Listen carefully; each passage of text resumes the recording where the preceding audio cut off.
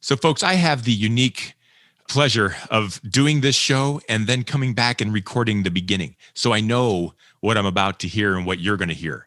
Our guest on the next show talks about saving people from oblivion.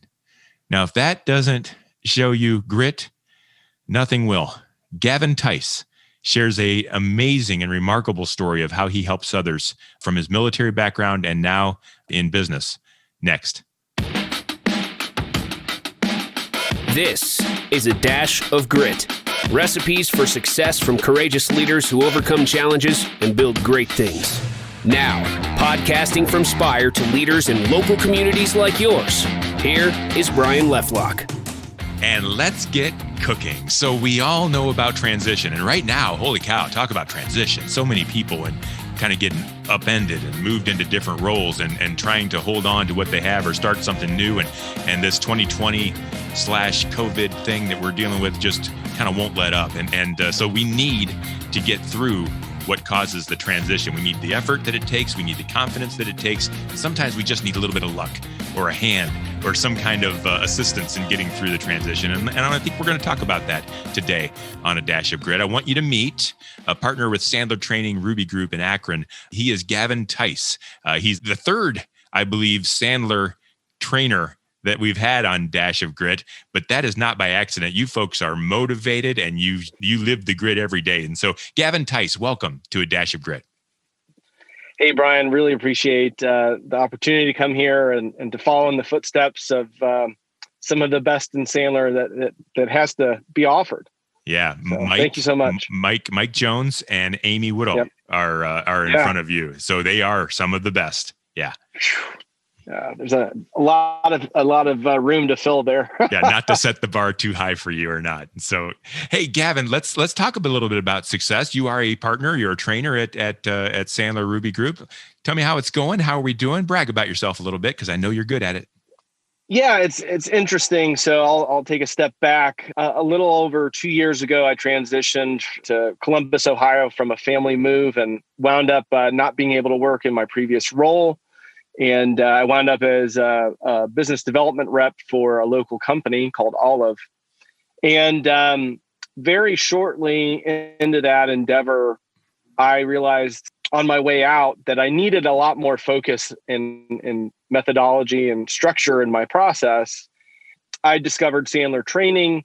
And over the next year and a half, I wound up receiving multiple advancements in my job. It's pretty interesting to look at my resume because someone might say, well, you didn't stay anywhere, but the opportunities kept coming because I kept growing from my training and own development. And lo and behold, I wound up tripling my income in a year because of the right opportunities that came my way. I have to say that, if you're doing well in sales, the opportunities will keep coming. And as long as you can keep hitting your mark, you just keep going. I loved the companies I was working with, but sometimes the opportunities were too good to pass up. So unfortunately, COVID landed, and the company I worked for was a pretty small startup, so they had to let us go.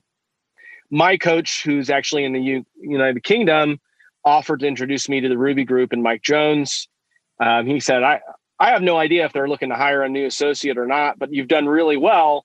And why not take the jump into actually becoming part of the Sandler family? Mm-hmm. So a couple conversations happened. I went through by far the strangest interviews of my life. I bet. Because each way, I was thinking Sandler stuff. Like, do I reverse that question? Do I play the dummy curve on some of these areas? And, I wound up getting the role back in, we'll say June 1st was my start.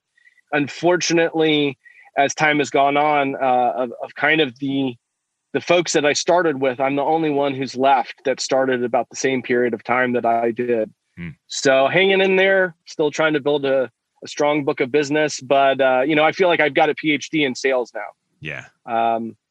Many of your listeners. Success. We call that success. I mean, you stuck and you're there, and that's a really good group. And congratulations, because you're cream of the crop. Well done. I appreciate that. We have a saying that you're a product of the product.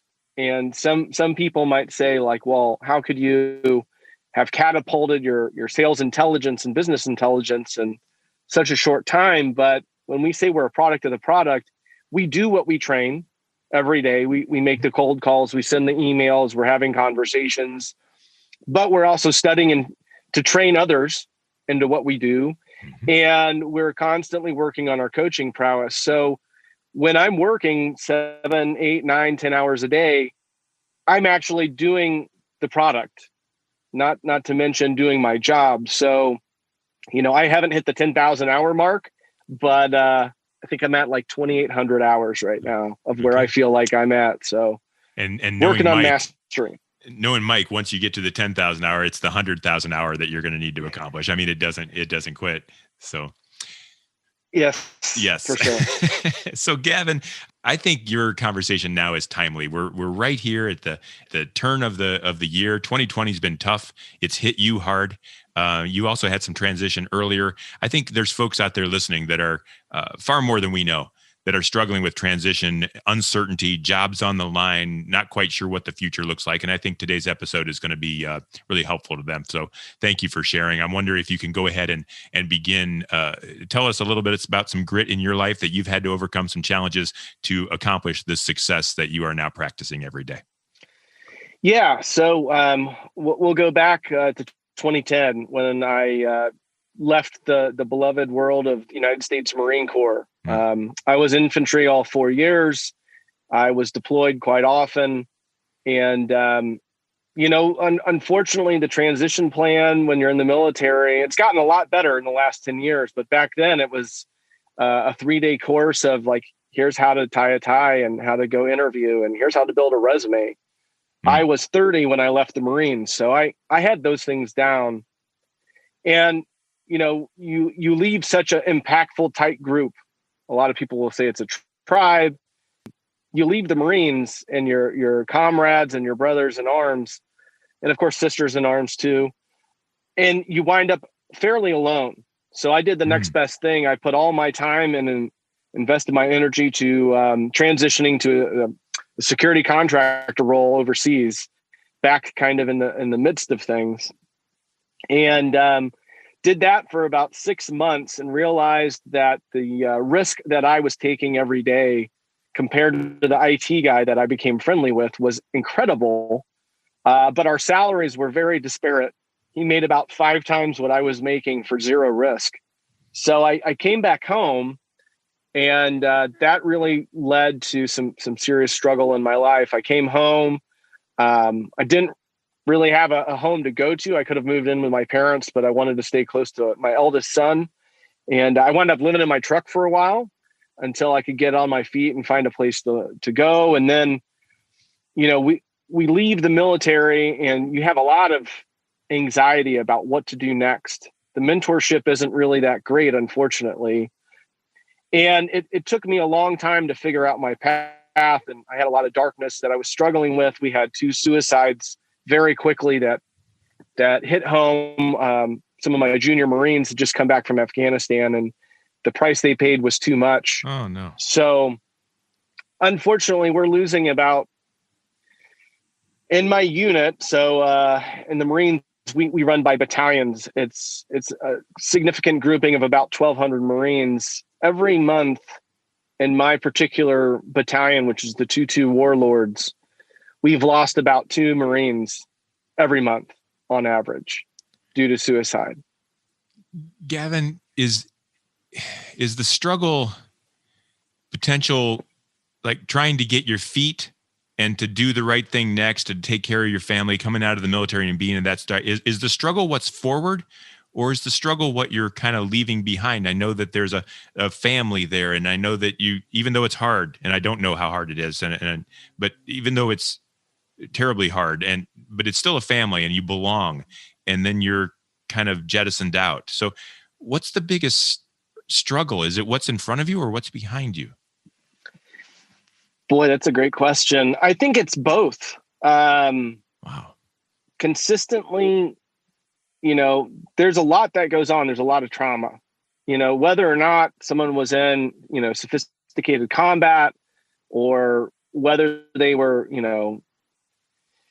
trying to figure out their next step. It's like the obvious answer always is, well, I've got this GI Bill. I'll go to college and I'll get a degree. And then you start thinking about like, well, what do I want to do? Because at least in my role, I'll never be that cool again. I was kicking down doors and using explosives and shooting tanks, and it was pretty pivotal. I was kind of in my own fascination. It was like being an astronaut going to the moon and then coming home, and then you're like, well, what's next? Like I've kind of been there and done that. So I think the biggest struggle is, number one, you have a lot of darkness that comes from your experiences. And, when you come home, my parents had moved, so it wasn't home for me. It's not like where all my high school mates were. And so you wind up, for those people who do go home, everyone else moved on in their life, and you kind of are looked at like you went on this strange camping trip for 4, 10, 25 years. And then you come home and everyone else, they've married, they've gone on to college, they've got successful careers, and you're kind of starting back over. And you're kind of looking at other people's success and going like, God, I'm starting at the bottom level and I've got to like climb to the top of where these people are at. And it's kind of like the small business that looks at Google, and looks at that unicorn or something like that. And wants to be that thing. And so it's not the same at all. But there's a lot of folks listening right now that didn't have that experience of the military, but they were in a corporate position. They were on the fast track. They were feet up on the desk, making a good living. And 2020 COVID kind of racked a lot of people's lives. And so they end up down the chain. And so they're feeling the same things. Man, everybody else is doing their thing. It can be similar in such a way. And my question for you is, this isn't taking anything away from those, of course, that didn't make it. We already talked about that a little bit, but you didn't succumb. You didn't give up. What did you do to cross that hurdle? What was your daily take at that kind of a big black hole chasm kind of thing to get through? At that time, I had one son. I was divorced, and I knew I had to still be there for him. And so that was kind of the big draw, was I have to remain ahead of the black hole for him. But it was also to provide some sort of mentorship for my junior Marines who were still in the fight, were getting ready to come out. Some of them had been, terribly wounded. And I had this moment, I call him a dead mentor of mine, Jim Rohn. He has this whole talk about why not now? Why not you? Why not today? And he talks about saving people from oblivion. And to me, that became my journey, was to say, look, if I can just show one of my Marines that I'm making it, I may not be, rich and successful and, whatever, but if I can show them that there is life past the Marines and past our experiences, then maybe that will give them enough hope to continue on. And so I've really tried to reach out and touch people. And I also, I found my true faith. I got baptized, and that was a pretty pivotal moment. And to know that, not to get too religious, but at least in my world, what awaits us moving forward is beyond glory compared to what our day-to-day struggle is. Like, this is the cross we have to bear. So I then figured out, like, well, what do I do next? And so I was really touched by one of the best social workers in the Department of Veteran Affairs. Her name's Stacy Reeves. And she became a mentor of mine and helped me get into social work. And at first I thought to myself, social work, like, I don't want to do food stamps and that kind of mess. And she says, well, I don't do that. Yeah. And she really helped educate me about what her role looked like. And I mean, I can't tell you the countless lives that she has touched, saved, marriages that she's supported. And she was a great role model. So I did the next smartest thing. I went to school and I just gritted it out. I got 2 degrees in 3.5 years. It was a real tough time. I wound up meeting my beloved wife, and we had a child on the way soon, and I had to get a job. Like, even though that I was getting paid by the military to go to school, and I went through 110 interviews and got not one job. Oh, that's so frustrating. I had thought joining the Marines would be a very big leg up in the world, but there was so much stigma involved that I wound up getting a job at Lowe's. Thank goodness. They were the only people who would hire me. $7.13 an hour as a cashier. And Lowe's cares about the veterans, and Lowe's does good work for the veterans. And so that's good to hear. They gave me an opportunity where I couldn't find any 110 misses, And so I did that, and that was a grind. It was strange. It's the only place I've ever worked where people didn't show up on payday. I'd show up, I was a cashier, and they'd be like, well, Gavin, you're the only cashier tonight. And I'd say, oh, that's weird. And finally that became a thing. And I asked one of the other kind of senior guys, I said, what goes on? He says, well, people just don't show up on payday. Really? And I was like, it was strange. So I did that job for a couple months and wound up graduating. And then I got a job, which was a partnership. I was working with Goodwill, helping post 9/11 veterans get back to work, and then transition to the VA into a role. I wasn't a social worker, but I was what's called a peer support specialist. So that became kind of my entry into sales. I never thought of that until I was educated by a mentor of mine that everything I did in that job was sales. I was not a counselor per se. My role was to teach people from my own personal experience, hence the peer support. So I didn't do like clinical diagnoses, but I worked with a great medical mental health team. And my role was you'd come to me and you'd tell me your problems, and I'd sit back and ask you some really good questions. And then I'd, figure out a couple opportunities to, well, maybe you need real counseling. Maybe you need group therapy. Maybe we need to look at some medication.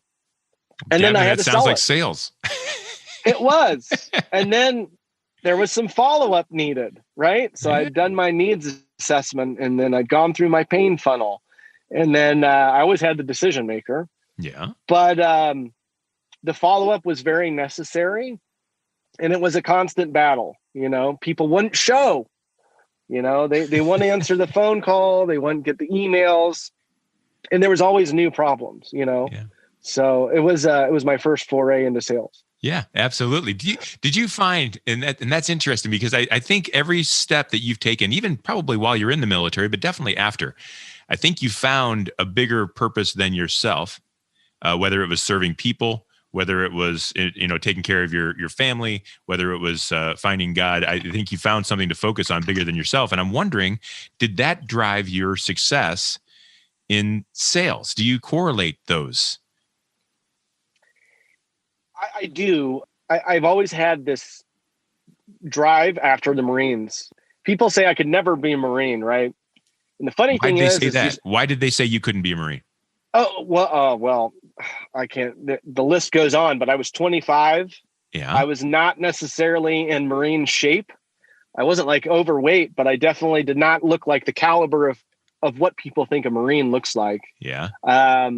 I was also a heavy smoker back then, and they're like, you can't run. Like, there's no way. But, we mold humans into machines, and you swear in, you pass your medical exam, you take your testing. And it was funny. They said, look, you scored really high. You can do any job in the Marines. Like, here's the big book of jobs. And I'm like looking through that book, and I'm like, no, I'm good. Just send me to the infantry. Oh, like, I'm not one of the people who had a different idea. I'm like, let me go. I've got a long line of military history, but you get to Paris Island, and it's the scariest moment of your life. And very quickly, you see what happens when people give up early. It's not pretty. I won't go into specifics, but you go, I'm not going to be that guy. Oh. And there is a constant honing of skill every day. I mean, like, you want to talk about a job that never stops. Boot camp I was there actually for 17 weeks instead of 13 because I broke a finger. And you are constantly pushed to the utmost of your abilities, physically, mentally, the endurance to move on and keep going. And nobody wants to get held back. After your first week, you're like, let me get out of this sucker now. And here's the thing, you can't leave, right? You can't say, I quit. It's not a job. You've signed the contract, and it takes literally like congressional help to save someone out of that contract. So it defines you very quickly. And I have constantly had to use everything the Marines have given me to maintain my focus and to just endure, because getting through that and getting through what I went through on my deployments and being away and over, just the myriad of training and the lack of sleep, you're like, well, if I can handle all that, I can get through this. I can do this. Yeah. And you could be successful in this world and doing this tough job that you have now. Tell me a little bit, if you don't mind, about here recently. Let's talk a little bit about 2020. I don't always do that on this show because it's a problem that we're all dealing with. And so we're all just kind of trying to just stand hand in there and keep going. But it affected you specifically. It took your job. And I know that I'm wrong in understanding how impactful it's been for others. I know that it's behind the scenes. We're hiring at our job currently, and just about every interview I'm on, the person is infected. And so I'm realizing affected by the COVID and the economy and things. And so I'm realizing it's a much bigger thing than I even realized. And so can you tell me a little bit about the struggles that you've had to overcome here specifically this year, and maybe help our listeners know that they're not alone? Yeah. I worked for a great company that had a mission to reduce back injuries in the manufacturing world. It's fantastic. They had created a wearable technology through artificial intelligence and machine learning. I had, through our partnerships, successfully created a huge win that was in its final stages of being ironed out. It was a huge big box brand. It was such a big deal. We had to talk to Amazon Web Services to literally get me a team to handle the influx of what was going to happen. We were kind of in the final stages of ironing out the last details. The company at the highest level and their board were behind it. And this company believes in their employees. I asked a question, which is a very Sandler question, which was, I don't want to know about how we're going to continue to do business. I want to know what KPIs I'm going to be measured against to get fired. Yeah. And he said, there's no KPI that they're not going to fire you. Like, this is something they just want to show support to the employees. So it was almost like, a deal you couldn't lose. And then as we were starting to put everything in motion and start figuring out the real struggles, COVID happened. And I would be lying if I didn't say by this month, I probably would have netted about $300,000 in sales. And that would have been payable commission to me. Yeah. I was getting ready to go. At the time, I was salary plus commission. Yeah. I had it in my mind that with this deal, I was going to, in June, go to my owner and CEO and COO and say, look, give me a great commission structure, take me off salary and use that to get another person on board. Yeah. Yep. I had a lot of talks with my wife about that. I said, look, this is so huge. Let's grow together. Yeah. Let's be, I can do this. Yeah. And I wanted to see the company succeed. And I felt like I didn't need the commission structure anymore. And I'd worked my tail off. It was very tough. And then COVID happened. And it was like overnight, I had probably, I'll say close to over $1 million in the pipeline with a couple of different companies. Things were just being ironed out. I had a lot of next steps scheduled. Yeah. And it was just immediate paralyzation. It just all dried up. Yeah. It just quit. Some of the companies said, not ever. We've taken such a huge hit. This is never going to happen. The big box company was like, we're not going to say never, but definitely not now. We have to see how this is all going to play out and what's going to happen. A lot of the companies I worked with were in supply chain and logistics. So you can imagine it was just like I didn't even feel bad that they didn't return my calls. And my calls were really like, hey, how can I support your team? I realize like, we're probably not going to do business right now, but what can I do for you? Yeah. Are your people okay? Are you sick? So I wound up, getting laid off, and there was nothing that could be done. I mean, like it wasn't even there was nothing. So I was lucky enough that my coach through Sandler over in the UK put me in touch with the Ruby Group. And, here I sit today pushing the Sandler brand and trying to make it happen.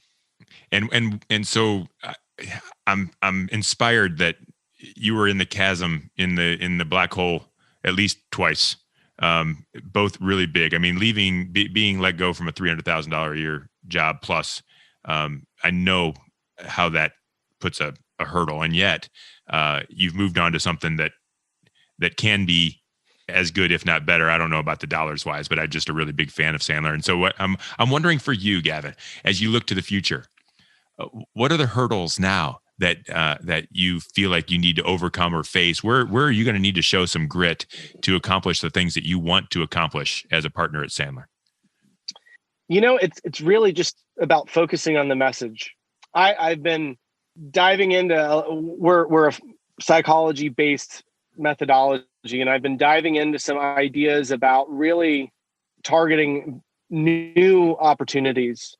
And instead of trying to just consistently educate people, which is almost a hallmark of ours, I want to mix that in with people who've been there and done that and failed. I want to start finding people who've gone a weekend warrior workshop and, some sort of motivational training that was supposed to really help them, create abundance in their life. And a lot of that stuff it's fantastic, but there's usually a lot of inaction behind it. The good feeling goes away very quickly, and then you become an inspiration junkie. You think that by going to the next event, the next seminar, you're going to finally get that one trick. And what I come to learn is that they need a process. Yeah. And if I can show them something that's new and innovative, although Sandler's not new by any shape of the matter, but if they can see the mechanism and something new that has worked, I mean, for some of the biggest names out there, then they can be successful, but they've got to take it on themselves to actually be disciplined. So I'm going to start pivoting in that world. I'll still be doing, completely, hey, you probably don't even have a need for sales training, but let me tell you like what's going on. But I'm also going to be starting to find out and reach out to those people who have been, paying somebody or reading the books and have just never actually moved the needle. Once again, you are focusing on someone who needs help far more than you're focusing on yourself. And I know on the other side, based on what I know about you and what I know about Sandler Training and the Ruby Group, you are going to be well served with that approach. And the people that you're serving are going to be well served. And I think I congratulate you for that. And I'm inspired by that. So thank you for those efforts. Yeah, thank you. Well, so a big shout out to what you do at Sandler. You were talking about how it's not new, but to so many sellers it is.